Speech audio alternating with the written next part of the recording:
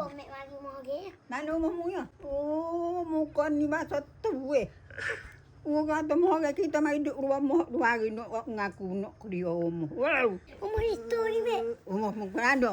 Mai buat bila? Rumah itu wak mek. Tahu bang. Saya tu ya mek bego ale luar. Dia ada mulut emong kalau. Eh, Apa dia saya royak tu ya mek. Aku saya itu mek. Apa nak bego ale mulut itu lu? Kamu royak. Ha? Kamu jumpa royak. Itu ya saya itu mek. Oh, ada saya kita mah royak orang tak kata sudah royak aku mek aku tu lama aku gitu. Ngan saya nak pok muka. Oh, meu. Ha? Ya betul mek. Yo ya mek mati ale luar lah. Oh, dia tahu sangat orang kecil macam saya bodoh. Oh, ati yo ya mek curi bagi orang ya. Tak kata mek aku klik bodoh mek aku ambil apa tak ambil. Tak kau. Au.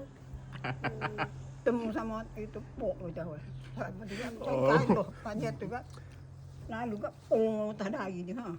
Ambil. Balos macam dua ni. Oh, loh. Cucu mek kan ni?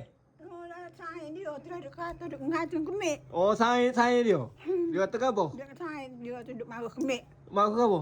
Saya tanya dia. Oh. Kalau mek lambat buka pintu pun marah. Oh, dia lah. Dia tak boleh ni. Dia kecil pun.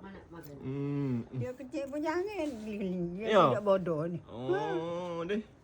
Deh, saat ni mek marah kau. Mek saat ni buat apa molek pulak ni? Marah siapa? Dia. Tidak marah. Pulak dah. Dia kecil dengar. Tidak takut dia tak dengar. Oh, kecil dengar takut tak dengar. Ha. Okey, baik.